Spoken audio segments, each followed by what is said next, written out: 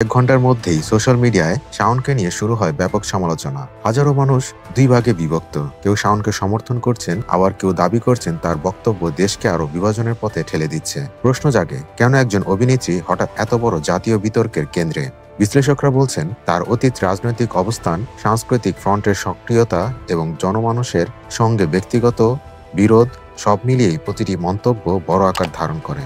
বেশিরভাগ মন্তব্যে একটি বার্তা চোখে পড়ে, পরিবর্তনের তরঙ্গ।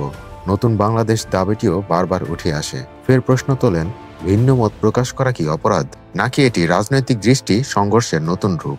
রায়, বুলডোজার, শাওনের স্ট্যাটাস সব মিলিয়ে দেশ জুড়ে যে বিতর্ক দেখা দিয়েছে তা শুধুই রাজনৈতিক নয়, এটি সমাজের গভীর বিভাজনের প্রতিফলন। প্রশ্ন একটাই, এই উত্তাপে কোথায় যাবে বাংলাদেশ? ঐক্যের পথে নাকি আরো অস্থিরতার দিকে?